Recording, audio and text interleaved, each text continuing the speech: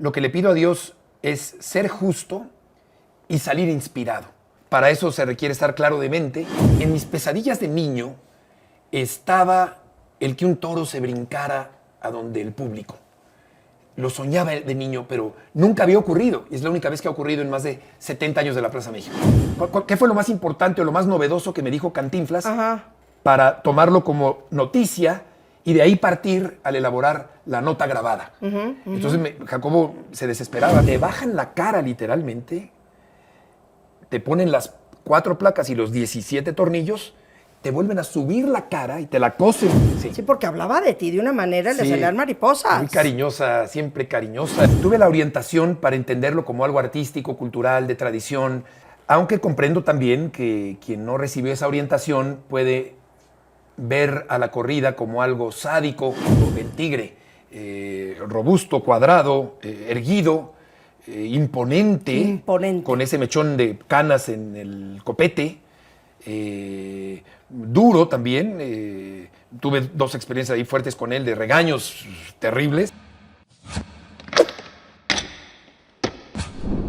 Bienvenidos una vez más a Isabel Lascurain abre la caja de... Bueno, es que mi invitado de hoy vive en mi corazón desde hace muchos años. Somos muy amigos desde hace muchos años. Fíjense, él es cronista de fútbol, bueno, de mucho deporte. Es, para mí, el mejor cronista que hay taurino. Su forma de hablar es única y, bueno, ahorita vamos a platicar de todo eso. Yo creo que sin duda tiene las voces más características y reconocidas en la radio en México. Ha participado tanto como conductor. Esto sí me sorprendió en la investigación, como actor de radionovelas. Esa sí es una historia que no me lo sé. Presentador, narrador, y hoy es pues también conductor de entrevistas, porque está estrenando un programa. Ha estado en muchísimos eventos importantes de fútbol, en las Olimpiadas, ha entrevistado a muchísimas personalidades del deporte, por supuesto, a Pelé, a Maradona, varios que están aquí en mi piano. Sí. Es el cronista mexicano de toros más importante. Pues miren, yo hasta me atrevería a decir que en América Latina y en España. Vamos a abrir juntos esta caja que me llena de emoción porque lo quiero muchísimo, porque somos muy cercanos y porque nos llevamos en el corazón. Mi queridísimo amigo Heriberto Murrieta y Cantú con el Javier de por medio. ¡Ay, mi Betito Isita precioso! Linda. Gracias, Isita linda, por tus palabras. Oye, te quiero mucho. Yo a ti.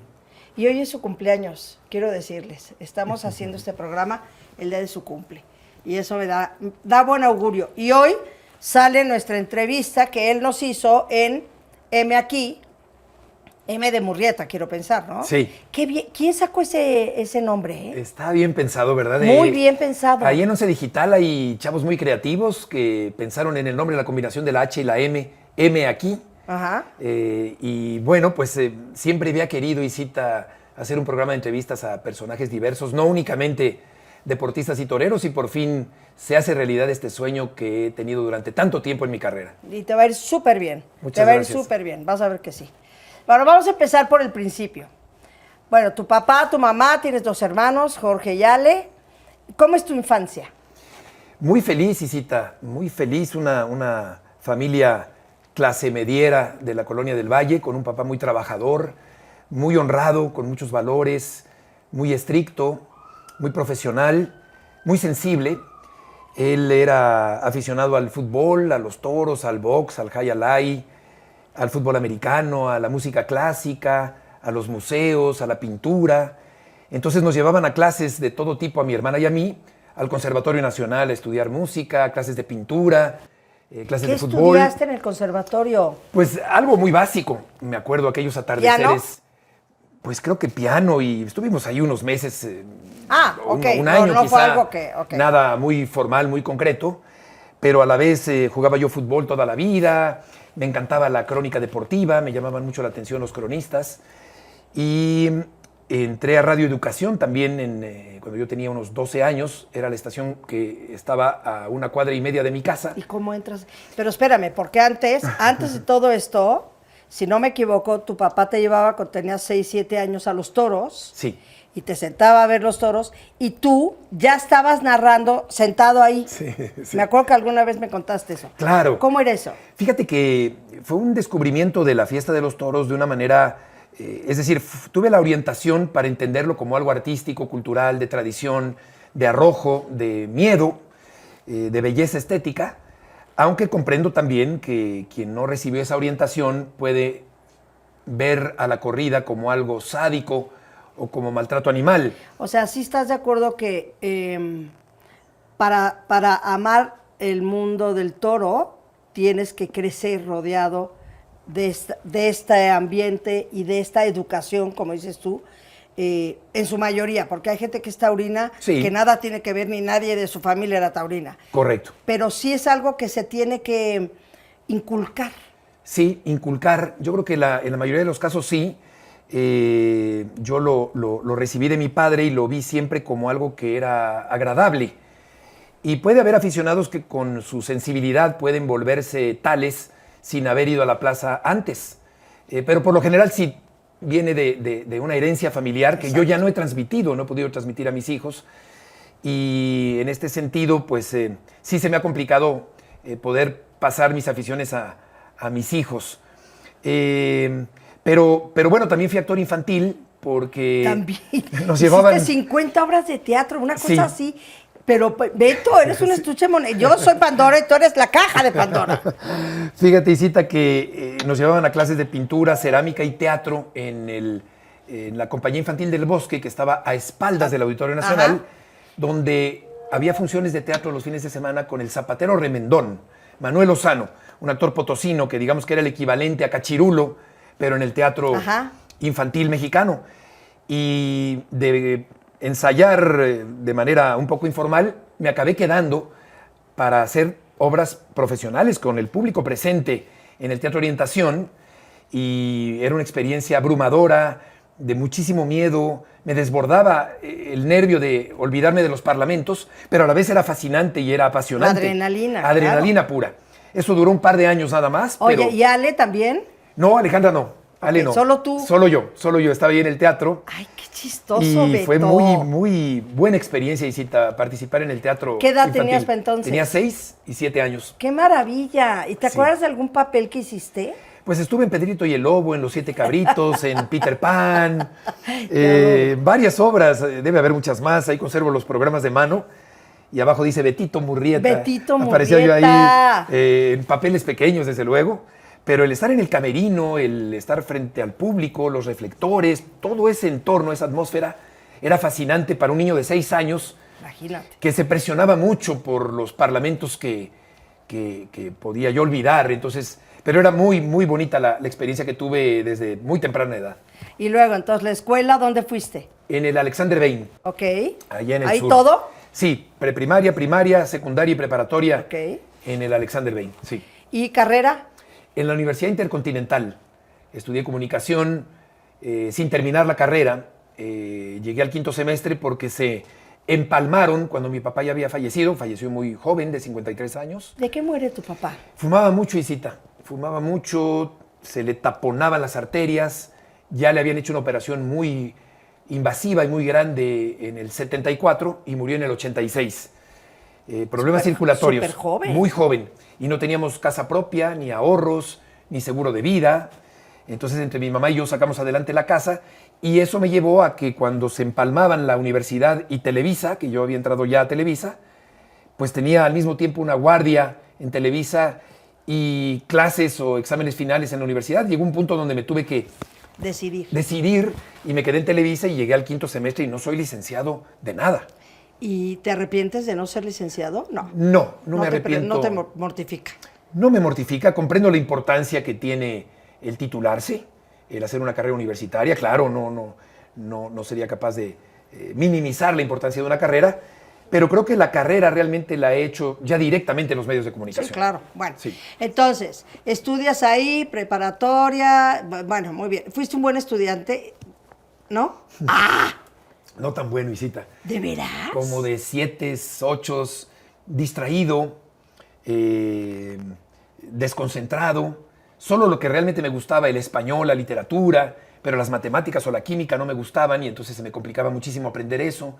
He sido más del lado humanístico que del lado de la matemática o la química. Entonces mis calificaciones no eran del todo buenas y no Pero creas que fui un gran tampoco eras de estudiante. reprobar. Pues sí me fui a algunos extraordinarios, sobre todo al de Yo fui química. bastante mala. ¿Sí? Uf. No sabía, no me habías platicado. Malísima. ¿Ah, sí? Sí, malísima. Oye, ¿y te fuiste a extraordinarios? De química, por ejemplo. Claro. Pero mi madre logró que se hiciera un examen extemporáneo. Y entonces ya el extemporáneo lo pasé y logré pasar a primero de prepa, ya me seguí hasta el final de la preparatoria y luego ya entré a la universidad. Le voy a mandar un beso a tu madre, Mari Carmen. Te adoro. Nos queremos tanto tu madre y yo. Sí, gracias, sí. Oye, y entonces, Ella a ti. Ok, y el mundo taurino, tu papá te lo inculca, te lleva. ¿Qué es primero? ¿Entras a Televisa? ¿Cómo entras a Televisa? ¿O ya empezaste a narrar toros? No, primero entraste a Televisa. Correcto, primero entré a Televisa, yo ya era aficionado, vivíamos a 6 cuadras de la Plaza México, entonces mi papá me llevaba todos los domingos, conocía toda la terminología de los toros. El patio de la casa de Bartolache en la Colonia del Valle estaba lleno de los hierros de las ganaderías que había pintado mi papá. Era un aficionado muy sensible, conocía las historias de los toreros, los nombres de los toros famosos, entonces yo crecí con eso. ¿Era amigo de algún torero tu No, papá? esto es algo que te quería yo decir, justamente que se me quedó hace ratito. No conocíamos a ningún torero, ni jamás fuimos a una ganadería, nunca jamás. Solo éramos aficionados de tendido. ¿Y tenía sus apartados? No, Compraba comprábamos nuestro su boletito boleto, y nos ok. íbamos a la fila 20 del segundo tendido de sombra y, Ok. y ahí veía yo las corridas. Yo entré a Televisa porque ya teniendo claro que quería ser cronista deportivo, un día saliendo del Estadio Azteca de un partido Atlante América que fui a ver como espectador con mi hermano. Atlantista de hueso colorado, Sí, señor. mi querido Beto. Correcto. Escuché la voz de Agustín González Escopeta, que era un legendario cronista deportivo, y anunciaba una convocatoria para jóvenes que quisieran ser cronistas deportivos rumbo al Mundial de México 86. Esto fue en 84. Entonces llegué a la casa, le dije a mi papá, oye, acabo de escuchar esto, mandamos la documentación, el acta de nacimiento y mis fotografías y una carta en la cual yo explicaba por qué quería ser cronista deportivo. Me respondieron a esa carta 2 meses después, me hicieron ¿Por una qué prueba. quería ser cronista deportivo? Porque desde niño me atraparon las voces de los cronistas deportivos, su timbre de voz, la voz metálica de Ángel Fernández, por ejemplo, lo imaginativo, lo creativo, ese juglar con pulmones de acero, ese hombre con fondo cultural, con fondo literario que le permitía poner apodos muy bien puestos a algunos jugadores, o Fernando Marcos, o Fernando Luengas, o Sonia Alarcón, el Mago Septién, Pepe Alameda, Paco Malgesto. Me fascinaba escuchar a esos grandes del micrófono. Y entonces hice la prueba, narré un partido en una grabadora y a los 15 días me debutaron en un Cruz Azul Toluca en la cancha del Estadio Azteca. ¿Narraste un partido Bueno, y a los 15 días estabas al aire? Estaba, exactamente, como reportero de cancha. Ya después empecé a narrar fútbol y ya estando en Televisa mi papá me dijo... Reportero de cancha es, vamos contigo, Beto. Correcto. Y entonces Beto dice, Sí. bueno, ¿aquí abajo o qué? Exacto, cambio de tal equipo o qué detectas desde la cancha, de qué te enteras a nivel de cancha, ¿no? Ese es el reportero de cancha, ¿no? Ok. Y mi papá me dijo, todavía le alcanzó a escucharme y a verme un poquito en la televisión, y me dijo, oye, qué padre que ya estás en Televisa, qué padre que estás en el fútbol, pero ¿por qué no intentas también en toros? Hay muchísimos cronistas de fútbol y muy poquitos en toros. Y dicho y hecho, grabé en una grabadora una narración taurina con mi papá en el tendido, se la entregué a Julio Victoria, que estaba casado con la hija de Paco Malgesto, con Marcela Ok. Rubiales. Ajá, claro. Y ese cassette llegó a manos del ingeniero Bolio, Alejandro Bolio. Él escuchó ese cassette y me debutó narrando únicamente el tercio de banderillas en la temporada 85 en la Plaza de Toros México. Así empecé, todavía no narrando, pero comentando los 3 pares de banderillas en el radio o en la radio en XCW. Entonces, en el 85, ¿qué edad tenías, Beto? 20... Tenía 19. 19. Nací en 65. Eras un pimpollín. Sí. ¿Y tu papá oyó tu narración Sí. y murió de emoción? Sí, estaba feliz. Ponía la grabación, me grababan en cassette, ¿te Ajá, acuerdas? claro. En la estación de radio, y le ponía el cassette, la grabación a mis abuelitos en el teléfono, o a los tíos, y estaba muy feliz de que yo me dedicara a eso y que estuviera ya en los medios de comunicación, lo que tanto había anhelado de toda mi vida. Yo me encerraba en un cuartito, Isa, a a pasar en mi mente los resultados de la jornada del fútbol mexicano y hacía un programa de radio del fútbol o de los toros en mi mente, encerrado en un cuartito. Más chiquito, cuando eras muy chico. Ah, Correcto, no, cuéntame eso, correcto. eso está muy interesante. Sí, me metía a un baño o a un cuarto y ya me imaginaba yo como conductor de un programa deportivo, de radio, hablando de los resultados y de los goles o de las faenas de los toreros, o dibujaba periódicos, el Novedades, el Excelsior, La Afición, Ovaciones, el Esto. Tengo ahí dibujos donde a colores, donde reproduzco las portadas de los periódicos. O sea, siempre me atrajo eso, lo informativo, lo periodístico, siempre me llamó la atención. Qué padre, ¿no? Qué padre Sí. que siempre que te llamó la atención algo, acabaste haciendo de ello tu profesión y Correcto. tu medio de vida. Me parece increíble. Sí. Qué afortunado. Es una gran fortuna, Isita, como en tu caso, dedicarse a lo que a uno le gusta. Es una bendición de Dios, tú y yo que somos creyentes. Hay que dar gracias a Dios de poder hacer lo que a uno le gusta, porque debe haber mucha infelicidad, mucha frustración y amargura en la gente que tiene que dedicarse a un trabajo que no le gusta, Claro. pero que tiene que ir o desplazarse o recorrer largas distancias o tardar 3 horas en llegar al trabajo para hacer algo que no te gusta. Sí, eso está horrible. Pero con tal de ganar un dinero para Claro. sostener a tu familia, eso debe ser terriblemente frustrante. Debe de ser. Oye, entonces, esto en el 85, narras tu primera corrida, Sí. ya estás empezando en el deporte. ¿Y cómo vas creciendo? ¿En qué momento llegas con Sabludovsky? Eso fue mucho después, y qué bueno que lo preguntas porque mucha gente piensa que yo entré por Jacobo. Sí, no. No, yo ya llevaba 4 años en Televisa. Jacobo ya me había visto, ya sabía quién era yo porque era reportero y porque llevaba algunas notas. Incluso una experiencia un poquito amarga con Jacobo fue cuando fui a entrevistar a Cantinflas y no lograba cómo entrarle a la información, cosa que ahora, pues, con el aprendizaje del periodismo por mi parte, de un maestro como Jacobo, pues ya es algo muy sencillo de hacer. Pero yo ahí... O sea, ¿no lograbas romper con Cantinflas? Quiero decir, no, que entrevisté a Cantinflas, pero no lograba cómo... Tenía que hacer una nota de la entrevista y no sabía cómo entrarle. ¿Qué fue lo más importante o lo más novedoso que me dijo Cantinflas Ajá. para tomarlo como noticia y de ahí partir al elaborar la nota grabada? Entonces Jacobo se desesperaba, ¿no? Esto no está bien, pero yo todavía no trabajaba para él, ¿no? Y me rompía literalmente el papel y vuélvela a hacer. Y cada vez estaba más agobiado y más angustiado, sudando la gota gorda, pasando aceite porque no lograba confeccionar o redactar correctamente la nota con los insertos de la voz de Cantinflas. Correcto.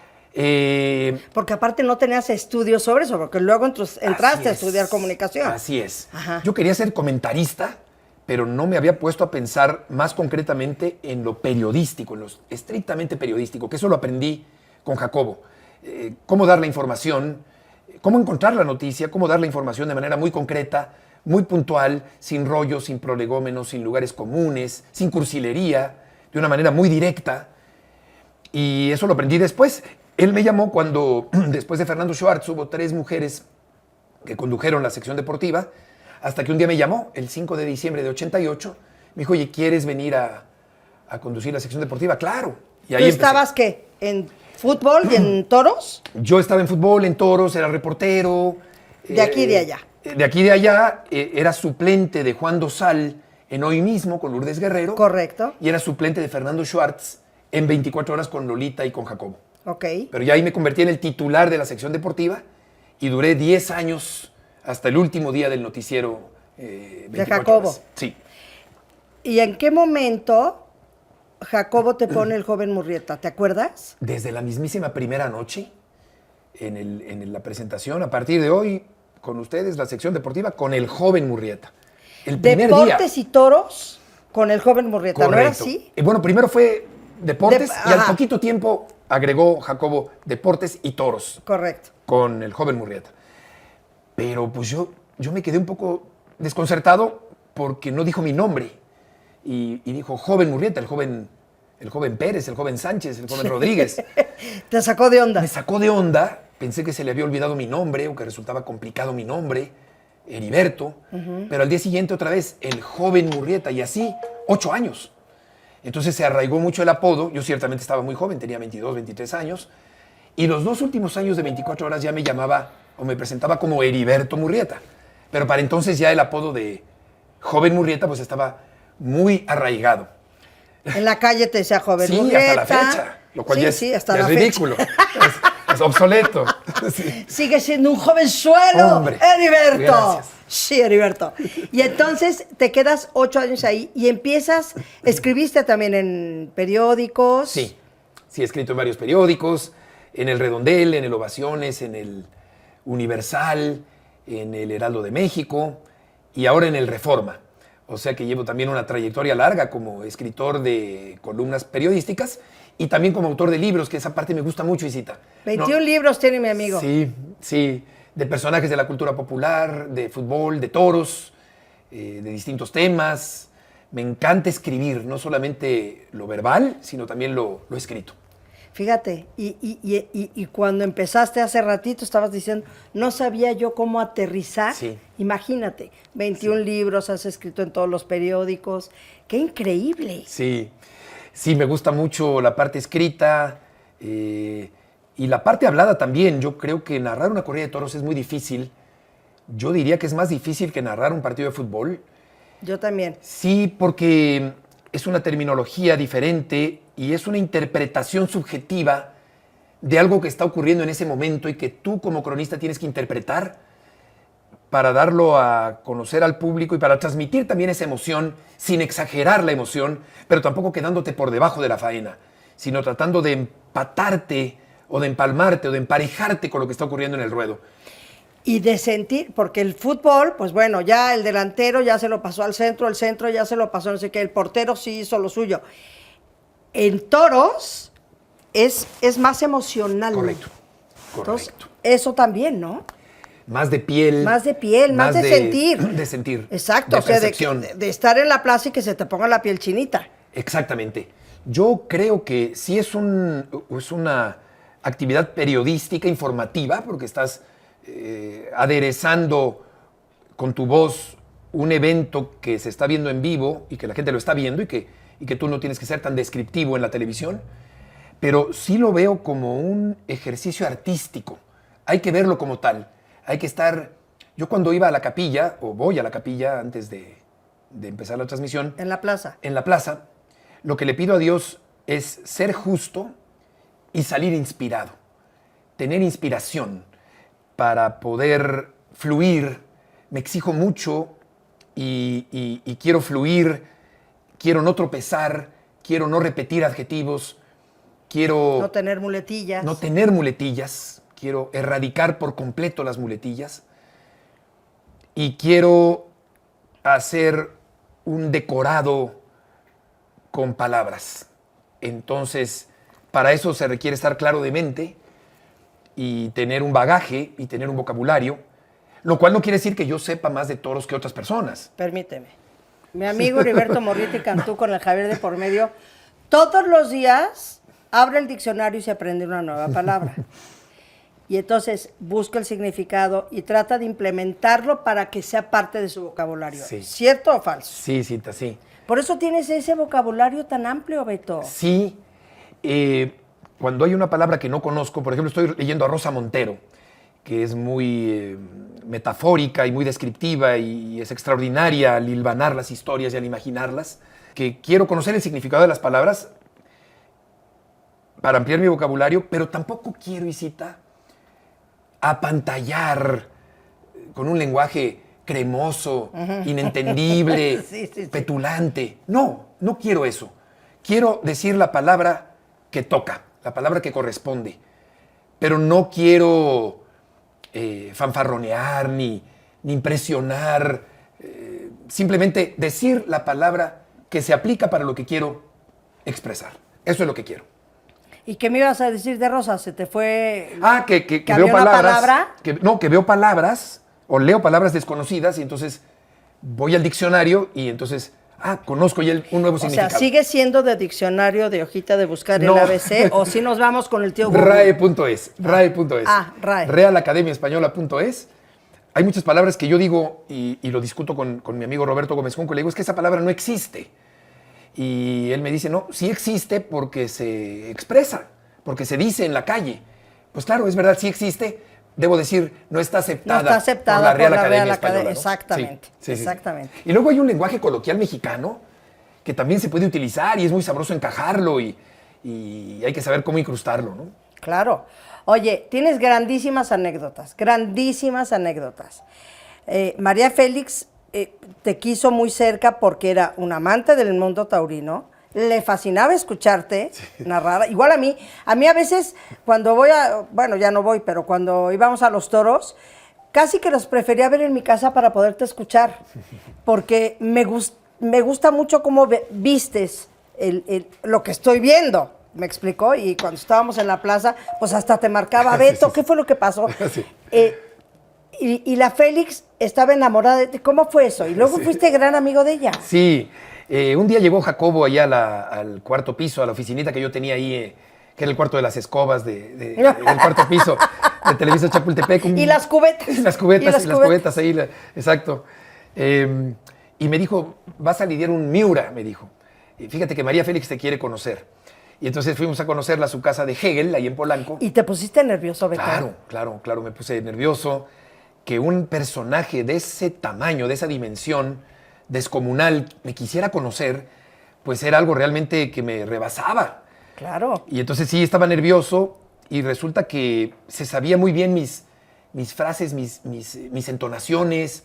Me escuchaba en los domingos, en los toros, me veía en el noticiero junto con Jacobo, me tenía perfectamente estudiado. Fíjate. Entonces, pues imagínate lo que representaba eso para mí, ¿no? Que María se fijara en alguien como yo.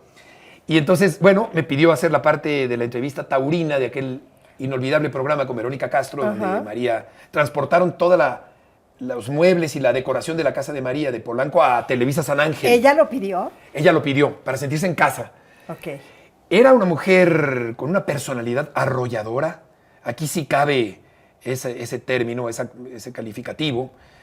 Muy guapa, no daba la sensación de vejez, de ancianidad, de decrepitud, sino que sí, claro que era una mujer mayor, pero perfectamente arreglada.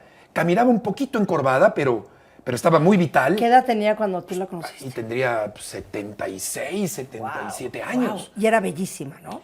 Bellísima, personalísima, simpática.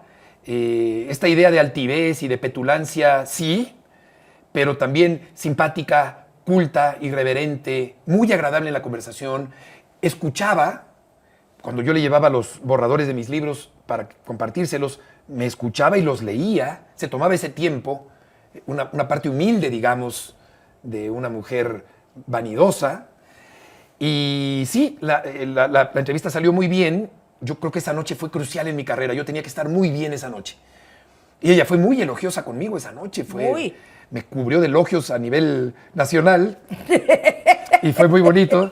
Y luego ya la seguí tratando, Isita, la seguí tratando. ¿Y qué? ¿Ibas a su casa en Polanco? Ella y yo solos, no había nadie más. En Polanco, ¿verdad? En Polanco, en Hegel. ¿En Hegel? ¿Edgar Allan Poe? No. No, Hegel. Ahí cerquita de Campos Elíseos. Sí, de casi esquina con Campos Elíseos, si no me equivoco. Y una casa con grandes obras de arte, de grandes pintores. Y platicábamos ella y yo un cafecito en la tarde, le compraba un pastel y le llevaba un pastelito, una gelatina, y pasábamos tardes enteras ella y yo solos. Wow. O me invitaba a su inauguración de una exposición de su marido, Antoine Zapov, en el centro. Otro día fuimos a un evento, llamaba a la casa y ¿está Heriberto? Y contestaba mi mamá, sí, doña, se lo paso.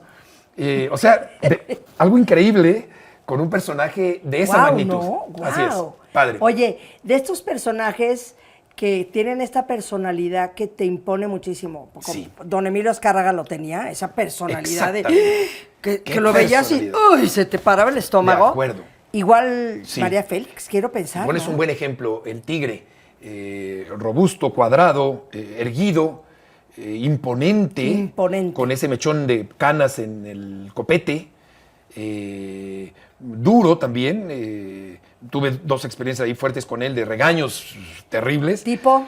Pues una vez por durar mucho tiempo una entrevista en 24 horas, que me llevé casi todo el tiempo, con David Silvetti, que en paz descanse, y otra por utilizar imágenes de televisión española, el logotipo de TVE, que yo había pedido permiso, pero el señor Azcárraga me dijo que era piratería barata, que cómo es posible que yo utilizara imágenes de una corrida en España con el logotipo de televisión española en el Canal 2 de Televisa, ¿no?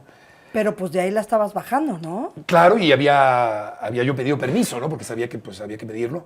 pero Y unas te regañadas. Y que le llenas habla de- el señor Azcárraga y, ay, Sí. nanita. Una fue por teléfono. Porque sí estaban en Chapultepec los Sí, dos. sí. Claro. Y una fue en persona. Una fue en persona y claro que esa personalidad arrolladora se triplica Claro. cuando te están diciendo toda clase de lindezas. Sí, que de cosas sí. bonitas. Así es. Oye, y entonces la Félix, cuéntame cosas que te contaba, por ejemplo.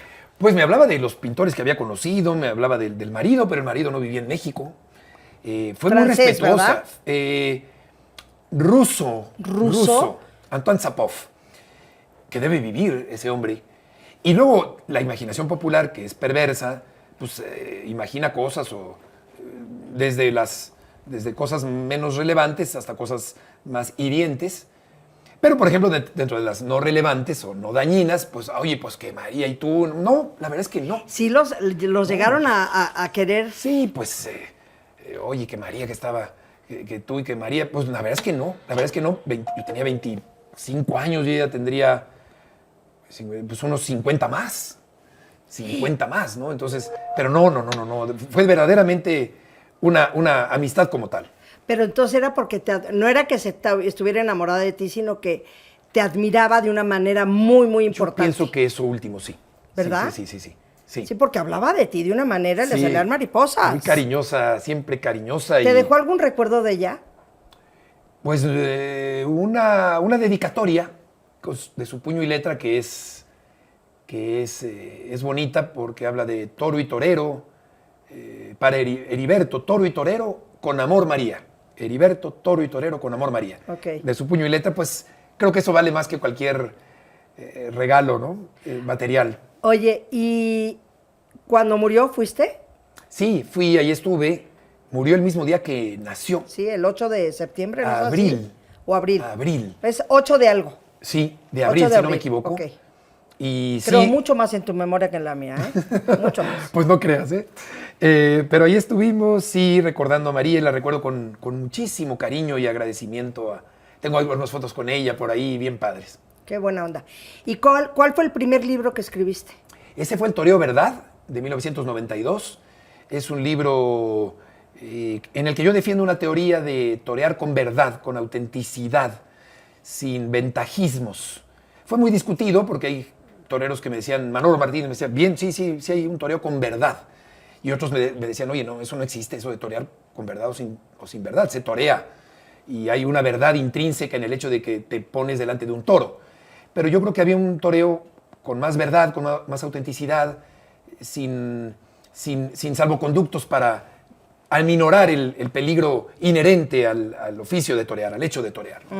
Ese fue el primero. Prologado por Jacobo, un prólogo fantástico de Jacobo, sí. Oye, pero dime una cosa, ¿cómo dijiste voy a escribir mi libro? ¿O se acercó una editorial y te dijo por qué no escribes algo? No, yo ¿Cómo decidí fue? escribirlo y luego se publicó con Edamex, que es de las poquísimas publicaciones que he hecho con editoriales. La mayoría han sido por mi cuenta, consiguiendo patrocinios para financiar el diseño editorial, la encuadernación, la impresión, el retractilado, la distribución. Casi siempre lo he hecho por mi cuenta, Isita. Sí, ¿verdad? Sí. Que tampoco ha sido un gran negocio, ni mucho menos, pero pues he tenido que buscar patrocinios para poder financiar estas publicaciones literarias. Oye, Betito, vamos a contarle a la gente unas cuantas cosas. Entonces, Heriberto Murrieta, quiero que lo cuentes tú, de tu accidente. Sí. Cuenta. Pues eso fue, fíjate que expulsaron al portero del equipo de Televisa. ¿De qué año hablamos? 95. Correcto. 1 de febrero. Y yo dije, bueno, pues si el portero se golpeó contra el poste y se aturdió un poco y se mareó, yo me pongo, quedan 5 minutos. Yo me pongo, pues no pasa nada, ¿no? Quedaban 5 minutos Quedaban de partido. 5 minutos. Debo agregar que yo había sido expulsado en la primera parte y me debía haber quedado afuera, pero mis compañeros insistieron, oye, pues ya es una cascarita, pues déjalo entrar otra vez. Mal hecho, me debía haber quedado afuera. O sea, ya estaba Claro. sentenciado a un accidente fuerte. Entonces regresé, me puse de portero y con tan mala suerte que en esos 5 minutos fui por un balón como portero y yo creo que dejé la cara, no me protegí, no me enconché lo suficiente y mi cara quedó a la altura de la rodilla del contrincante que me saltó y en el momento del salto pues me rompió el pómulo, el malar, el arco cigomático, el piso de la órbita del ojo derecho y entonces me tuvieron que operar. porque pues Se te cayó la cara, se ¿no te fue cae así? literalmente la cara. O sea, yo me acuerdo que me dijiste, hazte de cuenta que un dominó que le hiciste así Ándale. y taca, taca, taca, taca, taca, taca, Exacto. se te empezó a romper todo para dentro de la Claro, cara. se hunde la cara, todo el macizo facial, como dicen los doctores, y entonces me pusieron 4 placas y 17 Pero espérame, no, tornillos. ya estamos en el hospital. Sí. Ajá, te caes ahí, te pegas ahí y ¿quién se da cuenta del golpe tan terrible que te habían Un dado? dolor espantoso. Pues estaba Antonio de Valdés, estaba mi amigo Edgar Zárate, estaba Javier Alarcón, estaban varios más. O sea, era cascarita de cronistas. Era ¿o qué? cascarita de cronistas contra un equipo de la Liga Satélite. Ok. Y entonces en el hospital, pues ya con mucho dolor, un dolor muy O sea, intenso. dijiste, llévenme al hospital Claro. porque físicamente no se te veía nada. Todo el interno. Sí se veía porque al hundirse los huesos, pues se empieza a colgar la piel y sí se te empieza a caer el ojo, ¿no? Pero sí es interno, efectivamente Ay, como es interno. de una película de estas de Batman o de alguno que está en el hospital y el cuate voltea y toda Ándale. la cara ya está aplastada. Exacto. ¿Sabes de qué Creo te que es estoy una hablando? de- ok. Bueno, entonces, Sí, pues en ese tiempo, ahora las operaciones de fractura de pómulo se hacen por dentro de la boca. Entonces, pues no hay cicatrices en la cabeza. A ti te abrieron no es tan toda la invasiva, cabeza. claro. Entonces me abren de oreja a oreja, te bajan la cara literalmente, te ponen las 4 placas y los 17 tornillos, te vuelven a subir la cara y te la cosen por acá arriba como una diadema.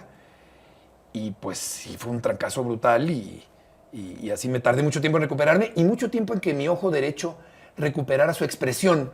Como que hay muchas fotos de esa época donde mi ojo está en el centro de la órbita, inexpresivo, como si fuera un ojo de vidrio.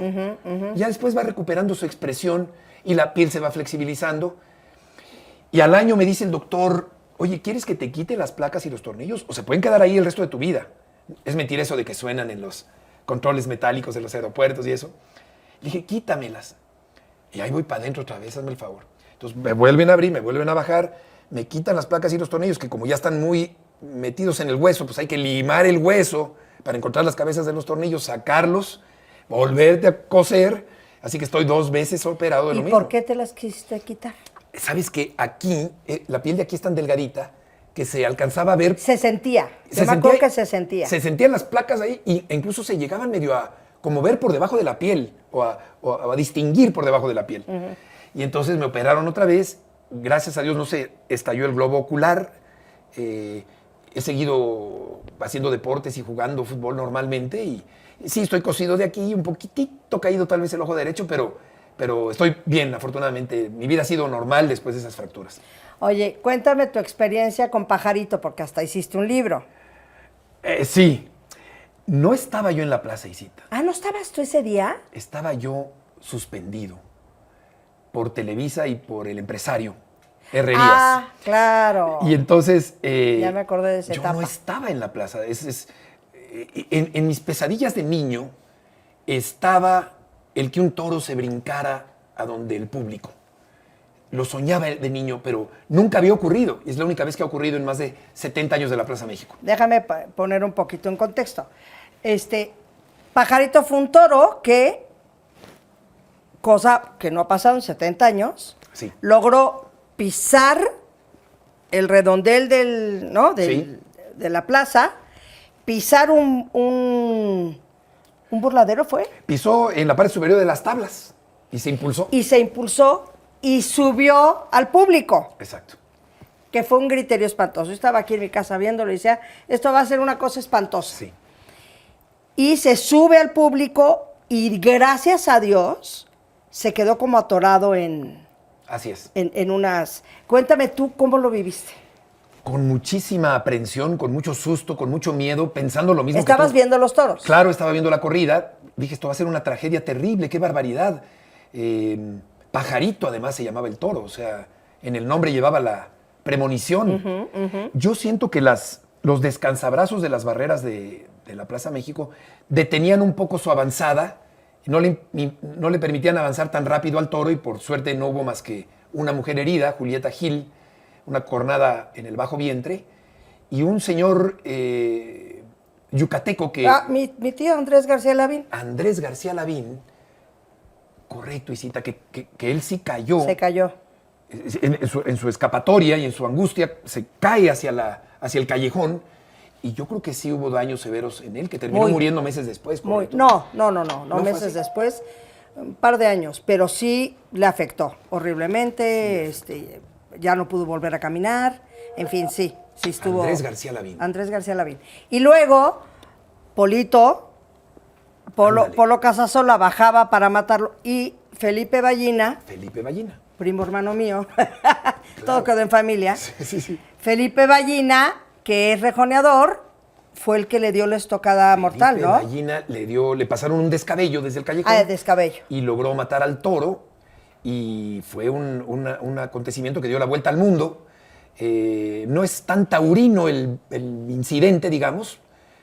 Claro que ocurre dentro de una plaza de toros, y después hice el libro con Sergio Hernández. Exacto. De Pajarito, el vuelo histórico, porque tuvo muchísima repercusión Sergio a nivel Hernández mundial. era el ganadero. Correcto, el ganadero de Cuatro Caminos, una fracción de Rancho Seco, y el toro, pues por suerte no causó mayores daños, pero sí fue un susto pavoroso para la gente que estaba ahí en las barreras de sombra ese día. Oye, y tú que eras, o eres, taurinamente hablando, tan conocido, te hablaban y te entrevistaban a ti de, oye, ¿qué pasó? Sí, claro. Cuéntame. Claro, me hablaban y, oye, ¿qué pasó? ¿Y en qué momento brincó? ¿Te hablaban del extranjero y de España y de todos lados? Sí, claro. Y que cómo fue la trayectoria de la salida del toro, que sale un poco en línea recta, pero luego gira de inmediato hacia la derecha, que eso es una salida, digamos, contraria. La salida natural es hacia la izquierda, porque el sol está a la izquierda generalmente en las plazas de toros, y la salida natural es a la izquierda, pero el toro sale contrario hacia la derecha y se enfila.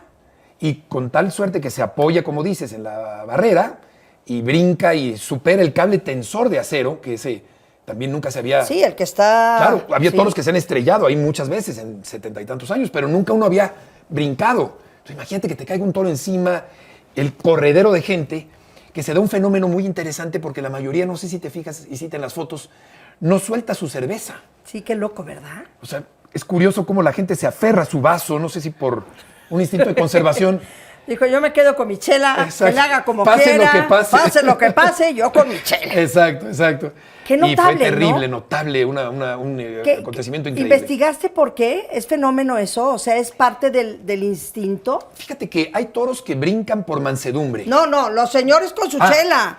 Fíjate que en el libro hay un estudio, una aproximación. Es que me acuerdo que pusiste algo. Algo de alguien explica el por qué psicológicamente en esos momentos yo me imagino que, no recuerdo bien, pero a lo mejor que te aferras a un objeto o algo, que en este caso es un objeto rebosante de espuma y de cebada, que no se cae, ¿no? Y que lo mantienes en tu mano, ¿no? Sí. ¡Qué bárbaro! ¿Qué episodio fue ese? Sí, tremendo, Pajarito. Tremendo. Sí, y el nombre, ¿verdad? Qué curioso que se haya llamado Pajarito, un volador, ¿no? Sí. Sí. Oye, y en el mundo del fútbol, ¿qué ha sido así lo más apasionante que te ha pasado? Pues he ido a muchos mundiales, he conducido muchos programas, he hecho muchas entrevistas, disfruto mucho entrevistar. Pues grandes personajes, Isita. No sé si algún acontecimiento en particular, pero el fútbol siempre me ha gustado muchísimo, toda la vida. También ha sido una pasión muy grande para mí el fútbol.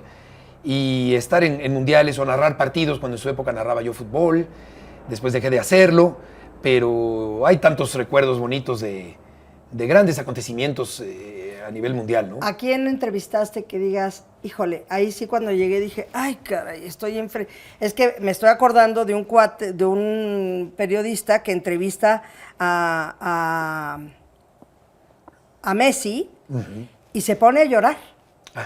Cuando lo está entrevistando le dice, es que nunca me imaginé estar sentado frente a ti, fíjate, entrevistándote. Mira, qué maravilla. Yo creo, Isita, que en mi caso Pelé. No es cierto, no Pelé. Maradona. Pelé no, porque Pelé era muy políticamente correcto. Él no se mojaba, no se animaba, no se atrevía a decir cosas. Y aparte yo ya lo entrevisté cuando se había retirado hace muchos años. En cambio, entrevisté a Maradona, que tú también lo conociste, en el mero momento del Campeonato Mundial de 86. Creo que en el Mundial lo entrevisté, yo creo que 2 o hasta 3 veces en pleno Mundial de 86. ¿Pero en la cancha, a nivel cancha, o lo entrevistaste así? En los así? Campamentos del América, en el entrenamiento del América en Coapa. Okay. Sí, y otra entrevista, no me acuerdo dónde fue. Luego jugué fútbol con él en Pachuca, y luego vino al noticiero 24 horas después. Pero yo creo que por el momento que se vivía, por la importancia del momento, creo que Maradona era lo que más me imponía, le imponía ese joven reportero que era yo entrevistando a Maradona en pleno Campeonato Mundial. Qué padre, Sí, ¿no? padrísimo, sí. Qué afortunado. Ahora cuéntanos de M aquí. Ahora sí vamos a hablar de M aquí. Pues llevo años con la misma cantaleta de disco rayado de que quiero hacer un programa de entrevistas a personajes que no sean deportistas o toreros, y por fin el Canal 11 me ha dado la oportunidad, Carlos Brito, el director, de poder hacer ahora sí un programa de 30 minutos de duración a personajes de los más distintos ámbitos, no deportistas ni toreros, aunque puede haber algún deportista, desde luego, pero Sí, pero vas a tratar que sean los menos. que sean los menos. Claro, para que no te vuelvan a encasillar. Correcto, correcto. Yo creo que quizás sí se me ha encasillado un poco en ese sentido de los deportes Sí, y los claro. toros, pero realmente sí estoy muy contento, Isita, y me siento muy realizado y muy pleno y muy maduro. Creo que esto es lo que me faltaba hacer en mi carrera, y es una gran satisfacción poder entrevistar a distintos personajes de distintos ámbitos. Y luego, te casas, bueno, vamos a hablar un poco más de tu vida. Te casas con Martita y tienes 3 hijos. Sí, Emilia, Juan Pablo y Jacinta. correcto, Isita. ¿Edades ahora de los chamacos? Emilia 19, Juan Pablo 17 y Jacinta 15. ¿Y duraste casado cuántos años? 15 años. 15. 15 años, Isita. Estuve casado de 2000 a 2015. Ya son 8 años de De soltería. soltería. De De soltería. Bueno, con sus pausas, Con sus pausas, sí. ¿verdad? Sí, sí, sí. Así hemos tenido nuestras novias. Sí, sí. Oye, ¿y tienes ganas de volverte a casar o preferirías ya tener una pareja, ella en su casa y yo en la mía, y viajamos juntos? Tal cual. Eso. Tú Tal cual. mándamelas a mí y yo hablo con ellas. Tal cual. Yo les digo. Como lo acabas de decir, por favor. ¿Cómo no? Tú en tu casa, Intercede si eres yo tan en la amable. mía Exacto. y viajamos Felices. juntos. Felices. Sí, nos vemos los fines de semana. No creo que me vuelva a casar, Isita. No creo. La clásica. De esta agua No beberé. no he de beber. Sí. Pero la verdad que creo que no. Y yo creo que es un formato pues muy conveniente, lo cual no quiere decir que esto le reste importancia al matrimonio, ¿no? Desde luego, que ya estuvimos casados ambos, y que también es muy bonito, desde luego, pero creo que a estas alturas de mi vida lo que preferiría es lo que acabas de mencionar. ¿Sufriste mucho tu divorcio? Sí, sobre todo por el arrancamiento, por el tener que irme a vivir a otro lugar, a un departamento, y andar vagabundeando por distintos departamentos para encontrar uno a la medida donde pudieran caber mis hijos cuando vinieran los fines de semana. Y claro, siempre buscaste cerca de ellos. claro, siempre cerca de ellos, eso me parece que es conveniente, ¿no? Y yo creo que la primera noche que ya dormí fuera de mi casa, me acuerdo que en el elevador había un espejo, y me miré en el espejo y sentí que se me venían años encima. Me sentí muy triste, me sentí dolido, sí, con una profunda tristeza, que creo que se aprende a manejar, se aprende a superar, se aprende a convertir en otro sentimiento. Nadie se muere, todos estamos bien, pero cuando ocurre, estás muy confundido, piensas que no debes irte por tus hijos, te tardas mucho en tomar la decisión y no te das cuenta que en realidad dar el paso es lo mejor para todos. Pero en el momento estás tan abrumado y tan cegado que piensas que puede ser una catástrofe si te vas, ¿no? Y no es una catástrofe. Hay aprendizaje, cada quien sigue haciendo su vida, y todo puede estar muy bien después de un divorcio. ¿Y quién lo habló con los niños, tú o Marta? Los dos. Momentos ¿Juntos? muy dolorosos, sí, juntos. Eso es dolorosísimo, Isita. Ese sentarte con ellos y decirles es un momento muy duro, muy doloroso, porque no quieres que sufran, y sin embargo es inevitable pasar por el sufrimiento y la adaptación a un nuevo tipo de vida, y todo eso es difícil para alguien también como yo o como tú, que venimos de familias unidas, de familias de matrimonios largos, de papás con matrimonios sólidos y con abuelitos, en mi caso, de matrimonios de 65 años de casados. Claro. Y crece uno con la idea y con la convicción de que el matrimonio es para siempre, y que es la mejor manera, ¿no?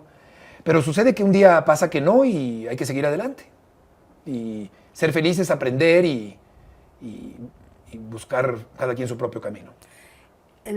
¿Sabes estar solo? O sea, ¿has aprendido o ya sabías estar solo? Ya sabía estar solo porque había vivido como 6 años solo antes de casarme y llevo ya 8 años solo después de haber estado casado.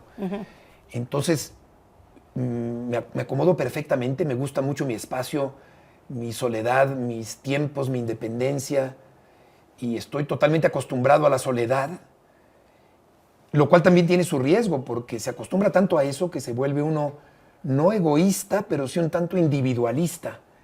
Y me cuesta trabajo pensar en la convivencia, que no sea de esta manera, en soledad. Sí, estoy acostumbrado. ¿Con las parejas que has tenido ha sido un issue eso? No necesariamente, fíjate. Ah, mira, por fortuna, qué bien. cada quien en su casa. No, pero esto de, híjole, no me quiero sentir invadido, pero sí me estoy sintiendo tantito. Por lo mismo de sí, estar un poquito tan... sí. Sí, por estar tan Poquito acostumbrado sí. ya a Sí, estar solo. a que nadie me hable, ¿no? No dar razón de nadie a nada. Así Exacto. así es, eso, exactamente eso, Isita. Lo dices perfecto, exactamente eso. Que también pues hay que aprender a manejarlo porque vivimos, o es muy bonito vivir también conviviendo. Tú eres una mujer que convive mucho con la gente, que procuras mucho a la gente. Tú procuras mucho a tus amistades. Tú eres una gran amiga. Para mí eres una hermana. Y yo soy un poco más descuidado en eso. Yo no soy tan atento, tan cercano, tan presente. No quiere decir que no quiera a la gente, pero... Y tú sí tienes ese don y es muy bonito porque alimentas a tus amistades. Le echas agua a la planta de la amistad. Y eso es muy importante. Yo lo valoro mucho en ti. Porque tú para mí eres una gran amiga. De toda la vida. Y tú para mí. Y me gusta que te conmuevas. Porque hemos estado cerca en momentos... Sí, tú eres una hermana para mí. Y tú también para mí. Y lo sabes, con todo Gracias, el alma. Isita. Oye, mi amor, he sido muy feliz de tenerte aquí. Gracias. Que la gente conozca este ser humano tan increíble que eres. Porque eres un ser Gracias. sensible, artista, amoroso, buen hijo, muy buen amigo, Gracias. muy buen hermano. Y eso es de un gran valor. Sabes que yo Isita te linda. quiero con todo el corazón. Gracias, Isita linda. ¿Eh? Yo a ti. Oigan, pues no estábamos preparados, pero como este señor hoy cumpleaños, estas son las Gracias. mañanitas que cantaba el rey David a los Gracias. muchachos bonitos. Miren gracias. el momento, se los cantamos así. Despierta, Beto, despierta, mira que ya amaneció. Ya los pajarillos cantan, la luna ya se metió. Gracias, Isita. Si tú tuvieras un minuto, ahorita, un minuto, en la televisión gratuita, en lo más importante, en un mundial de fútbol, ¿qué le dirías a la gente? ¿Qué le diría a la gente del mundo? Te ayudo si ¿De quieres. qué te Isita. gustaría hablar? Sopla, sopla. Eso. Perfecto. ¿De qué me gustaría hablar? De un mundo pacificado y de un mundo sin tanta agresividad y sobre todo de un país que siento que está muy inseguro y sí está muy corrompido, con mucha corrupción, un país con mucha desigualdad social. Veo un país que me preocupa muchísimo y no sé a nuestros hijos cómo les va a tocar, caray. Pero no lo veo bien, no lo veo con educación, con civismo, con cultura, con lectura. No lo veo comprensivo, lo veo agresivo, lo veo dividido y me preocupa mucho México. Eso es lo que yo diría. Digo, desde luego un interés por el mundo y más en este mundo globalizado, pero un interés particular por este país, que no lo veo bien. Híjole, sí, está duro. A ver, escoge una cajita, el número que quieras, Betito lindo. Ok, perfecto, pues el 7. Venga de ahí. ¿De qué se trata esto? Va a salir una cucaracha. Esta dinámica. Es una cucaracha. ¿Qué propósito de año nuevo tienes aún pendiente? El típico que dices, ahora sí este año. Pues como ya tuve el propósito de hacer un programa de entrevistas a personajes, ya lo conseguí en 2023. Para el 24 pensaría en... No, pendiente, del 23. Del 23. Fíjate que soy un poco flojo para el ejercicio. Me gusta jugar deportes, toda mi vida lo he jugado deportes, pero para correr o para ir al gimnasio, también lo he hecho en algunos pasajes de mi vida, pero me da mucha flojera y es muy importante para estar saludables hacer ejercicio. Así que ese Entonces sería el un propósito. 1 de enero dices, este año sí voy a hacer ejercicio. Este año sí voy a hacer. Y el día 2 dices, 6 años más sin hacer ejercicio. Exacto. A mí me pasa un poco igual. Sí, qué caray. Pero hay que hacerlo, Isita. Hay que hacerlo por salud, bien lo Por dices. salud, tener ¿verdad? más aire. Sí es muy, muy importante, Isita, hay que hacerlo. Sí, porque somos Hagámoslo. gente sana dentro de lo que cabe. afortunadamente. Bueno, nuestros años nuevos han sido un poquito... Ay, hemos pasado años nuevos juntos. Sí, sí, sí. Han sido un poquito esto. Sí. pero somos sanos, somos gente sana y, Sí. y, bueno, eso nos Yo nunca he ayuda. probado una droga. Pues yo tampoco. Jamás en mi vida. ¿Puedes creerlo? Prosequito sí. Eso sí, Tequila. su tequila, Herradura reposado, con exacto. fresca. Exacto. Cervecita, sí. Eso. Como chingados, no. Pero una cubita. Una cubita. Pero no. Ahorita vamos a brindar por su cumpleaños, la verdad.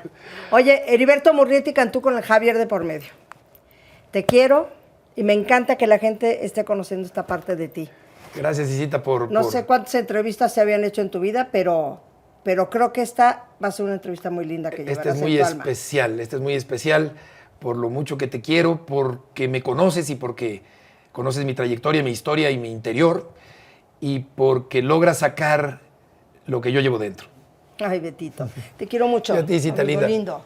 Que te vaya bien, Isita. Y a ustedes los espero la semana que entra. Gracias.